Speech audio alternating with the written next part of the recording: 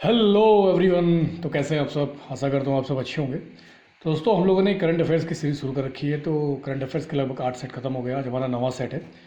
तो इसी तरीके से जितना भी इंपॉर्टेंट करंट अफेयर्स है पूरे साल का हम लोग खत्म करने वाले हैं। एग्जाम पॉइंट ऑफ व्यू से काफ़ी इंपॉर्टेंट है और मेरा पर्सनली एक्सपीरियंस रहा है कि किस टाइप के क्वेश्चन वहाँ पर पूछे जाते हैं। तो जो जो मेन इंपॉर्टेंट क्वेश्चन हैं और आगामी एग्जाम में जितने भी एग्जाम में होने वाले हैं वहाँ पर ये सारे क्वेश्चन आपको देखने को मिल जाएंगे। तो चलिए जल्दी शुरू करते हैं। आज हमारा अगला सेट है, तो जल्दी से चलिए हम लोग शुरू करते हैं। ठीक है। तो हम्म, तो हम क्वेश्चन देखते हैं आज।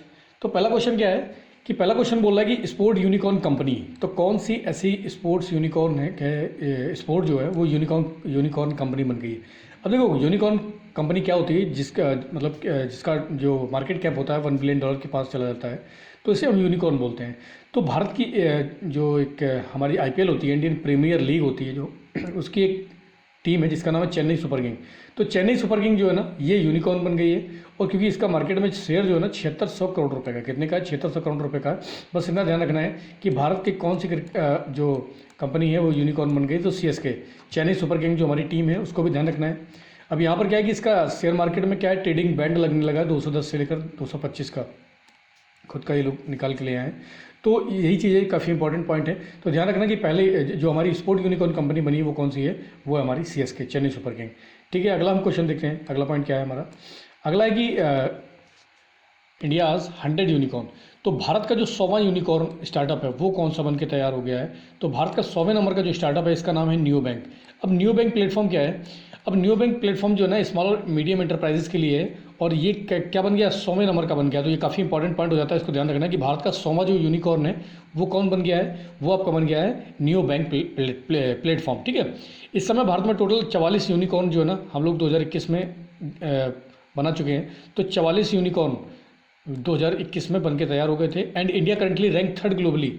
तो अगर दुनिया में देखा जाए तो दुनिया में भारत कौन से नंबर पे है क्या यूनिकॉर्न बनाने में, मतलब दिग्गज कंपनियां?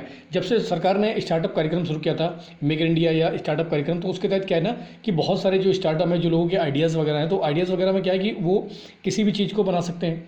अब इसमें क्या है कि जो पर्सन से आइडिया लेके आते हैं, सरकार उनको लोन प्रोवाइड करती है और वो R&D पर काम कर सकते हैं। तो इन सब चीज़ों को देखते हुए बहुत सारी कंपनियां भारत में बनाई गई, बहुत सारी कंपनियां रजिस्टर्ड हुई, जिसमें से 2021 में ही अकेले 44 यूनिकॉर्न बन गए। मतलब उनका जो मार्केट कैप है वो $1 बिलियन से ऊपर चला गया है। ठीक है। अगर ग्लोबली देखा जाए तो इंडिया की जो पोजीशन है इस समय स्टार्टअप के मामले में, वो तीसरे नंबर की है। कितने नंबर की है? तीसरे नंबर की। इसको ध्यान रखना है। ठीक है। पहले नंबर पर कौन है? अमेरिका है। दूसरे नंबर पर कौन है? चाइना। तो अमेरिका और चाइना ही भारत से केवल आगे है स्टार्टअप के मामले में, बाकी भारत तीसरे नंबर पर आता है स्टार्टअप में। ठीक है। अब यूनिकॉर्न होता क्या है? तो यूनिकॉर्न की जो वैल्यू होती है, स्टार्टअप वैल्यू होती है, वो मोर देन $1 बिलियन।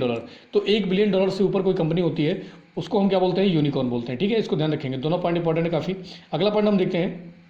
अगला पॉइंट हमारा आ जाता है कि यहाँ पर बोला गया है कि new bank note printing line. तो कहाँ पर न्यू बैंक नोट, जो हमारे नोट हैं उनकी प्रिंटिंग लाइन बना दी गई है। तो ये जो आपकी बनाई गई है new bank note printing line, इसको बनाया गया है नासिक में। कहाँ बनाया गया है? नासिक में। इसको ध्यान रखेंगे। ठीक है।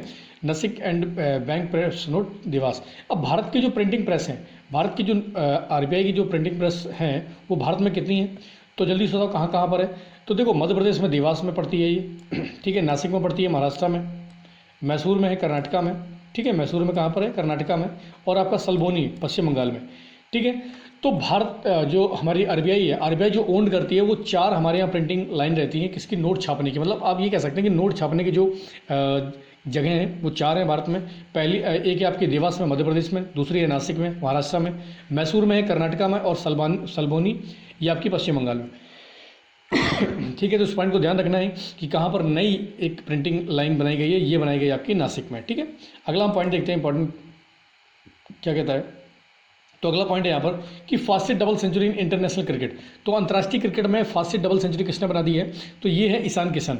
तो ईशान किशन प्लेयर जो है ना, इन्होंने क्या किया है, भारत के फर्स्ट डबल सेंचुरी इन ODI कैरियर अगेंस्ट बांग्लादेश। किसके खिलाफ बनाई? तो ये ध्यान रखना किस देश के खिलाफ बनाई, तो बांग्लादेश में। और ये कारनामा इन्होंने दिसंबर 2022 में किया था। तो ये पॉइंट काफ़ी इंपॉर्टेंट, इसको ध्यान रखना कि फास्टेस्ट डबल सेंचुरी बनाई इन्होंने किसमें? ODI में बना दी, मतलब वनडे में बना दी है। ठीक है। अब breaking the record of former West Indies. और किसका रिकॉर्ड तोड़ा है इन्होंने? तो क्रिस गेल का रिकॉर्ड तोड़ा है। किसका? क्रिस गेल का।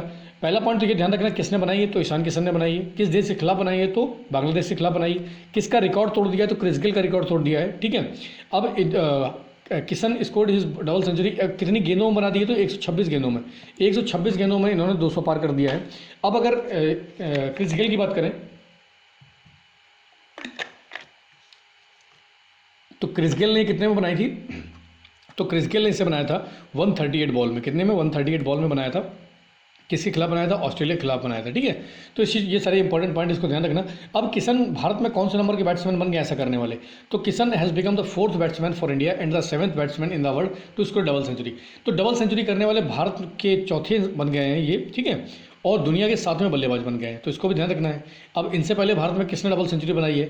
तो वो है आपके सचिन तेंदुलकर हैं, वीरेंद्र सहवाग हैं, रोहित शर्मा है। ठीक है, तो 3 लोग ऐसे हैं जिन्होंने डबल सेंचुरी बना रखी है, बाकी ये चौथे बन गए हैं। बाकी दुनिया में अगर देखा जाए तो 7वें नंबर के बल्लेबाज बन गए हैं। और वनडे में सबसे तेज़ी से शतक बनाने वाले, दोहरा शतक बनाने वाले ईशान किशन बन गए। कितनी गेंदों बनाया उन्होंने? मात्र 126 गेंदों बनाया। किस देश के खिलाफ बनाया? तो बांग्लादेश के खिलाफ बनाया। इस चीज़ को ध्यान रखना। ठीक है, अगला पॉइंट क्या है कि थोड़ा सा इंपॉर्टेंट है कि Rohit Sharma is the only batsman to score more than 1 double century. ठीक है, to score more than 1 double century he has done this 3 time. तो रोहित शर्मा एकमात्र भारतीय ऐसे प्लेयर हैं जो डबल सेंचुरी बना चुके हैं एक से भी ज़्यादा बार, मतलब कि वो 3 बार डबल सेंचुरी बना चुके हैं। ठीक है, इस पॉइंट को भी ध्यान रखना, काफ़ी इंपॉर्टेंट पॉइंट हो जाता है यहाँ से। अगला हम पॉइंट देखते हैं। अगला इंपॉर्टेंट पॉइंट क्या है? तो हमारे पास अगला इंपॉर्टेंट पॉइंट निकल के आता है कि ban on buying cigarette New Zealand. तो यहाँ पर क्या हुआ कि न्यूजीलैंड में सिगरेट के खरीद पर बैन लगा दिया है। तो cigarette unique plan to end tobacco, मतलब इन्होंने बोला कि हम तंबाकू को पूरी तरीके से खत्म करेंगे, जिसके लिए लाइफ टाइम बैन लगा रहे हैं। हम यूथ बाइंग, मतलब जो बच्चे हैं वो, हमारे जो यूथ है वो सिगरेट ना खरीद पाए, ऐसा करने वाले जो हेल्थ मिनिस्टर न्यूजीलैंड के, जिनका नाम है आयशा विरल, इन्होंने ऐसा बोला है। ठीक है, तो ध्यान रखेंगे कि सिगरेट के ऊपर बैन कौन सा देश लगा रहा है? तो न्यूजीलैंड लगा रहा है। अब इन्होंने बोला कि tobacco may never be sold to anyone born. अब इन्होंने एक टाइमलाइन क्राइटेरिया तय कर दिया कि 2009 से पहले जो बच्चे पैदा हुए, 2009 के बाद जो बच्चे पैदा हुए हैं उनको आप सिगरेट नहीं देंगे। तो New Zealand already restrict the sale of cigarettes to those age, मतलब ऑलरेडी ही इन लोगों ने बैन कर रखा है पहले से ही कि 18 साल से कम उम्र के बच्चों को वैसे भी सिगरेट नहीं दी जाएगी। ठीक है, और यहाँ पर क्या है कि इन्होंने ये भी बोला था कि सिंगल जो सिगरेट है वो नहीं बेची जाएगी, अगर सिगरेट बिकेगी तो पैकेट में ही बिकेगी। तो ये भी इनका कहना है। तो न्यूजीलैंड काफ़ी चर्चा में है, और न्यूजीलैंड ने बोला है कि इनकी गवर्नमेंट का एक गोल है। इन्होंने बोला कि हम सन 2025 तक पूरी तरीके से स्मोक फ्री कंट्री बनाना चाहते हैं। क्या बनाना चाहते हैं? Smoke free country. तो काफ़ी अच्छा इनिशिएटिव है न्यूजीलैंड की सरकार के द्वारा। अब देखते हैं कितना इम्प्लीमेंटेशन हो पाता है कि नहीं हो पाता है, क्योंकि तंबाकू, आप बिहार तो भारत में भी कंडीशन देख सकते हैं कि लोगों का काम क्या है कि लोगों को भी इसमें सहयोग करने की ज़रूरत है। अगर वो ऐसा सहयोग नहीं करते हैं तो ये मुश्किलें और ज़्यादा बढ़ जाती हैं। चाहे आप बिहार का एग्जांपल ले सकते हैं कि बिहार में शराबबंदी तो है, लेकिन कहीं ना कहीं इस तरीके से गलत तरीके से फिर वो स्मगलिंग होने लगती है। तो इसके ऊपर भी देखें सरकार न्यूजीलैंड किस तरीके से काम कर रही है। तो इन्होंने बोला कि 2025 तक हम पूरी तरीके से फ्री करना चाहते हैं। और वर्ल्ड नो टोबैको डे कब मनाया जाता है? तो वर्ल्ड नो टोबैको डे मनाया जाता है आपका 31 मई, तो 31 मई को मनाया जाता है। इस चीज़ को ध्यान रखेंगे। ठीक है, आगे हम बात करते हैं अगला क्वेश्चन की India's first carbon neutral farm. तो भारत का पहला कार्बन न्यूट्रल फार्म कहाँ पर बन गया है? तो ये है आपका Aluva. Aluva has been declared India's first carbon neutral farm by Kerala chief minister. तो केरला चीफ मिनिस्टर ने यहाँ पर इसको डिक्लेयर कर दिया है एलुवा को, जो भारत का पहला कार्बन न्यूट्रल फार्म बन गया है। मतलब यहाँ पर कार्बन का बिल्कुल भी उत्सर्जन नहीं हो रहा है। दिस सीड फार्म, कैसे, कौन सा फार्म है ये? सीड फार्म है, मतलब बीजों का फार्म है ये, which comes under the department of agriculture के अंतर्गत आता है। और इन्होंने बोला है कि हम स्टेटस ऑफ कार्बन न्यूट्रल का the total carbon emission of the farm in the last 1 year was 43 ton, why it is totally receipt by 213 ton. तो यहाँ पर ये बोल रहे हैं कि हम पूरी तरीके से क्या कर रहे हैं, कार्बन हम न्यूट्रल हो गए हैं, हम कार्बन का उत्सर्जन बिल्कुल नहीं कर रहे हैं। ठीक है, अब कार्बन न्यूट्रल और कार्बन जीरो में अंतर क्या होता है? ये देखो, कार्बन न्यूट्रल का मतलब क्या है कि जितना हम उत्सर्जन कर रहे हैं उससे ज़्यादा हम एब्जॉर्ब कर लेते हैं। ठीक है, कार्बन जीरो का मतलब होता है ना तो हम उत्सर्जन कर रहे हैं, ना हम मतलब एब्जॉर्ब कर रहे हैं उसको, हम उत्सर्जन नहीं कर रहे हैं। तो ये पॉइंट भी ध्यान रखेंगे। ठीक है, अगला इंपॉर्टेंट पॉइंट निकल के क्या आता है? अगला हम इंपॉर्टेंट पॉइंट देखते हैं कि मैत्री दिवस। तो अभी हाल में मैत्री दिवस मनाया गया। तो किन दो देशों के बीच में मैत्री दिवस मनाया गया? ये है आपका भारत और बांग्लादेश के बीच में। तो भारत और बांग्लादेश के बीच में मैत्री दिवस मनाया गया। कब मनाया जाता है? 6 दिसंबर को। तो ये सारी चीज़ें ध्यान रखना है, टाइमलाइन ध्यान रखना है। ठीक है, क्योंकि ये एग्जाम पॉइंट ऑफ व्यू से काफ़ी इंपॉर्टेंट हो जाता है। ठीक है, तो नेशनल डे ऑफ बांग्लादेश मनाया जाता है। इस दिन कब मनाया जाता है? 6 दिसंबर को मनाया जाता है। अब यहाँ पर क्या हुआ है कि किसकी याद में बनाया जाता है? जब 1971 में जो पाकिस्तान से अलग हुआ था बांग्लादेश, तो पूर्वी पाकिस्तान था, तो पाकिस्तान का हिस्से से अलग होकर बांग्लादेश बना था। ठीक है, तो उसकी याद में और भारत के साथ उसके संबंधों को देखते हुए मैत्री दिवस मनाया जाता है। तो बस इतना इंपॉर्टेंट पॉइंट है, 6 दिसंबर को मनाया जाता है। और मैत्री दिवस कौन से देशों के बीच में मनाया जाता है, बस इतना ध्यान रखना। ठीक है, आगे हम बात करते हैं कि अबुआ बुगिन होडमो, तो अवर बेटर हेल्थ कैंप। तो ये tribal affairs successfully organise 1 day mega health camp. तो ट्राइबल्स एरिया में ये मेगा हेल्थ कैंप चलाया गया था, ऑर्गेनाइज किया गया था, जिसका मतलब है कि अवर बेटर हेल्थ। तो ये कहाँ पर किया गया था? ये किया गया था आपका झारखंड में। कहाँ किया गया था? झारखंड में, यहाँ पर, ठीक है। कि ट्राइबल्स लोगों के हेल्थ के लेकर जागरूकता बढ़ाना या मतलब उनको मुख्यधारा में लाने के लिए बहुत सारे प्रयास करना। तो बस इतना ध्यान रखेंगे कि ये जो कैंपिंग हुई थी अबुबुद्दीन होडमो, ये कहाँ पर हुई थी? ये आपकी हुई थी झारखंड में। बस इससे ज़्यादा कुछ नहीं पढ़ना है इसमें ठीक है, और इतना इंपॉर्टेंट नहीं है। आगे हम देखते हैं अगला पॉइंट क्या है। तो अगला पॉइंट यहाँ पर निकल के आता है। अब मिसलिनियस क्वेश्चन हम देख लेते हैं बहुत सारे। तो मिसलिनियस में देख लेते हैं क्या क्या इंपॉर्टेंट क्वेश्चन रहे हैं। जैसे Indian Navy ship Tarini participate in the 50th edition of Cape to Rio race. अब देखो यहाँ पर केप टू रियो मतलब ब्राज़ील में एक रेस हुई थी, केप टू रियो हेल्ड, देखो नहीं साउथ अफ्रीका की एक जगह है जिसका नाम है केप टू रियो रेस। तो केप टू रियो में क्या हुआ था कि साउथ अफ्रीका में एक रेस हुई थी जिसमें भारत के कौन से जहाज ने हिस्सा लिया था? तो ये था INS आपका तारिणी। तो ऐसे एग्जाम पॉइंट ऑफ व्यू से काफ़ी क्वेश्चन इंपॉर्टेंट होते हैं और ये एग्जाम में काफ़ी पूछे जाते हैं। तो INS तारिणी ने इसमें क्या किया था? पार्टिसिपेशन किया था और ये 50वां एडिशन था। तो ध्यान रखेंगे कि ये जो केप टू रियो रेस हुई थी ये कहाँ पर हुई थी? तो ये साउथ अफ्रीका में हुई थी और भारत के कौन से जहाज ने भाग लिया था? तारिणी ने, ठीक है। आगे बात करें दूसरा पॉइंट है कि फ्रेंड्स ऑफ लाइब्रेरी प्रोग्राम। तो फ्रेंड्स ऑफ लाइब्रेरी प्रोग्राम किसने शुरू किया है? ये आपका शुरू किया है तमिलनाडु ने। किसने शुरू किया है? तमिलनाडु ने शुरू किया है। अब objective of provide book to divyang old age and children, मतलब यहाँ पर ये बोल रहे हैं कि जो दिव्यांग लोग हैं, जो दिव्यांग बच्चे हैं और जो बूढ़े व्यक्ति हैं और बच्चे हैं, उनको हम किताबें प्रोवाइड कराएंगे। बहुत अच्छी बात है, आप बुक्स प्रोवाइड करा दें, जिससे क्या होगा? वो टीचिंग स्किल्स मतलब लर्निंग स्किल्स उनमें डेवलप होगी। तो काफ़ी इंपॉर्टेंट अच्छा इनिशिएटिव है जिसका नाम क्या है? Friends of library. तो फ्रेंड्स ऑफ लाइब्रेरी इनिशिएटिव किसने शुरू किया है? ये शुरू किया है तमिलनाडु ने, इसको ध्यान रखेंगे, ठीक है। अगला पॉइंट हम देखते हैं कैम्ब्रिज यूनिवर्सिटी स्टूडेंट ऋषि राज पोपट decoded the 2500 year old rule of Ashtadhyayi. तो अष्टाध्यायी को इन्होंने डिकोड कर दिया है। किसने कर दिया है? ये आपके हैं ऋषि राज पोपट ने तो ऋषि राज पोपट ने अष्टाध्यायी को कि कुछ टेक्स्ट है उनको डिकोड किया है, ठीक है। तो ध्यान रखेंगे अष्टाध्यायी चर्चा में है। अष्टाध्यायी की रचना किसने करी थी? तो पाणिनि ने की थी। तो इसको ध्यान रखेंगे, व्याकरण की पहली पुस्तक थी जिसकी रचना किसने की थी? पाणिनि ने की थी। तो काफ़ी इंपॉर्टेंट पॉइंट हो जाता है, इसको भी ध्यान रखेंगे, ठीक है। अगला इंपॉर्टेंट पॉइंट क्या है? The urban 20 event organise in the city of Ahmedabad. तो अर्बन 20 करके एक इवेंट हुआ था, ये कहाँ पर ऑर्गेनाइज हुआ था? अहमदाबाद में, इसको ध्यान रखना है, ठीक है। अगला पॉइंट हम देखते हैं कि India's first and world second infantry museum was inaugurated इन इंदौर। तो भारत का पहला और दुनिया का दूसरा इन्फेंट्री जो म्यूजियम है कहाँ पर खुला है? इंदौर डिस्ट्रिक्ट में खुला है, मध्य प्रदेश में, इसको भी ध्यान रखना है। अगला पॉइंट क्या है कि union steel minister Jyotiraditya Scindia has launch India's first green steel brand. तो भारत की पहली हरित स्टील ब्रांड जिसका नाम क्या है? कल्याणी फॉरेस्टा। तो कल्याणी फॉरेस्टा को ध्यान रखना है, ये भारत की कैसी है? फर्स्ट ग्रीन स्टील ब्रांड है इन द कंट्री। इसमें क्या होगा कि जो स्टील बनाया जाएगा उसका use without fossil fuel, the usages of fossil fuel without मतलब फॉसिल फ्यूल की मदद से नहीं बनाया जाएगा, उसका पूरा का पूरा निर्माण किससे किया जाएगा? ग्रीन स्टील से किया जाएगा। इसलिए इसका नाम क्या रखा गया है? India's first green steel brand जिसका नाम है कल्याणी फॉरेस्टा। मतलब अगर आप चाहते हैं कि पर्यावरण को बढ़ावा मिले तो आप कल्याणी फॉरेस्टा नाम की ब्रांड की स्टील ले सकते हैं, ठीक है। आगे बात करते हैं, India is become the largest producer and exporter of sugar in the world. तो दुनिया में, नया आंकड़ा इसको ध्यान रखना है कि दुनिया में भारत सबसे बड़ा और लार्जेस्ट प्रोड्यूसर और एक्सपोर्टर, मतलब सबसे ज़्यादा चीनी का उत्पादन करने वाला और सबसे ज़्यादा चीनी का एक्सपोर्ट करने वाला, मतलब निर्यात करने वाला देश बन गया दुनिया में। तो इसको ध्यान रखना है, भारत बन गया, ठीक है। गुरु नानक देव विश्वविद्यालय जो है ना, become the first university in India to get A grade by NAAC। तो गुरु नानक देव यूनिवर्सिटी जो आपकी है, इसने क्या किया? जो अमृतसर में है, इसने पहली यूनिवर्सिटी बन गई भारत की जिसने A ग्रेड पाया, किससे? NAAC से पाया, ठीक है। तो इसको भी ध्यान रखेंगे।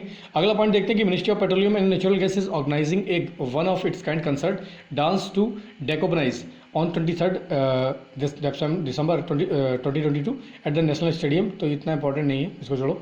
अगला हम पॉइंट देखते हैं यहाँ पर कि दिसंबर में क्या हुआ कि नेपाली प्रेसिडेंट विद्यादेवी भंडारी, ध्यान रखेंगे नेपाल की प्रेसिडेंट कौन है? विद्यादेवी भंडारी। इन्होंने अपॉइंट कर दिया है पुष्प कमल दहल प्रचंड को as a new prime minister of Nepal. तो new prime minister of Nepal कौन बन गए हैं? तो ये बन गए हैं आपके पुष्प कमल दहल। तो ये भी काफ़ी इंपॉर्टेंट पॉइंट हो जाता है, इसको भी ध्यान रखेंगे, ठीक है। अगला हम इंपॉर्टेंट पॉइंट देखते हैं कि new brand ambassador of Prasoon Joshi was appointed to promote culture heritage in the state of Uttarakhand. तो उत्तराखंड में क्या है कि कल्चरल हेरिटेज को बढ़ावा देने के लिए नया ब्रांड एम्बेसडर किसे बनाया गया? तो प्रसून जोशी को बना दिया गया। ये भी काफ़ी इंपॉर्टेंट पॉइंट है, इसको ध्यान रखेंगे, ठीक है। अगला पॉइंट देखते हैं क्या है। तो अगला पॉइंट है हमारे पास यहाँ पर कि Asia's first drone delivery centre. तो एशिया का पहला ड्रोन डिलीवरी सेंटर कहाँ पर बनके तैयार हो गया है? ये आपका हो गया है मेघालय में। कहाँ पर हो गया? मेघालय में। इस स्टार्टअप का नाम क्या है? Tech Eagle. तो टेक ईगल नाम का स्टार्टअप है जिसने क्या किया कि पहला ड्रोन डिलीवरी सेंटर बन गया है, ठीक है। ऑब्जेक्टिव इसका क्या है कि मेडिसिन हो गया, जैसे दुर्गम प्रदेश जो होते हैं, जैसे मान लीजिए आप समतल तराई में, मतलब तराई जो क्षेत्र हैं, जो मैदानी क्षेत्र है, वहाँ से पहाड़ों पर किसी भी चीज़ को पहुँचाने के लिए क्या होता है, बहुत सारा टाइम लगता है, पहाड़ों पर घूम के जाना पड़ता है। तो क्विकली हम कितनी तेज़ी से वहाँ पर चीज़ें पहुँचा सकते हैं, दवा मेडिसिन वगैरह पहुँचा सकते हैं, इन सब चीज़ों को देखते हुए एशिया का पहला जो ड्रोन डिलीवरी सेंटर बना दिया गया है, कहाँ बना दिया गया? मेघालय में बना दिया गया है, ठीक है। इसका नाम क्या है स्टार्टअप का? इसका नाम है टेक ईगल। अब इससे क्या फ़ायदा मिल सकता है कि हम दवाइयाँ बहुत आसानी से पहुँचा सकते हैं, टेस्ट सैंपल वगैरह ऊपर से लेकर हम पहाड़ों से लेकर नीचे ला सकते हैं, फिर यहाँ से ऊपर पहुँचा सकते हैं। वैक्सीन सबको अभी हाल में बहुत सेफली पहुँचाया जा सकता है and quickly to different part of the state through a drone delivery network.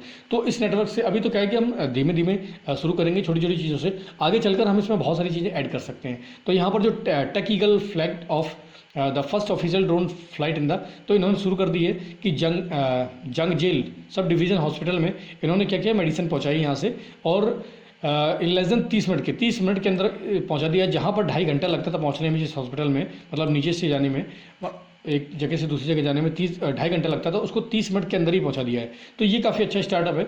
इस तरीके से क्या होगा कि जो जैसे पहाड़ी इलाकों पर पहुंच ज़्यादा नहीं बन पाती है, तो वहाँ पर दुर्गम जो इलाके हैं वहाँ पर पहुँच बहुत ही आसान हो जाएगी।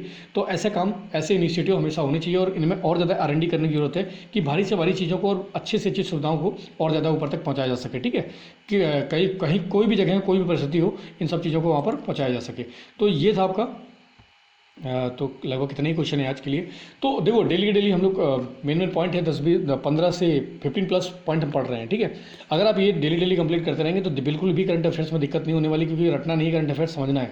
तो बस लगातार पढ़ाई करो, इस चीज़ को बस देखते रहो, लगातार पढ़ाई करते रहो, लगातार मेहनत करते रहो। हम पूरा का पूरा करंट अफेयर्स खत्म करने वाले। करंट में कहीं पर भी किसी भी चीज़ की दिक्कत नहीं होने वाली है। तो इसको देखो, पढ़ाई करो, लगातार लगाओ, इसको रिवीजन करते रहो, रटना बिल्कुल नहीं है, समझते रहो, ठीक है।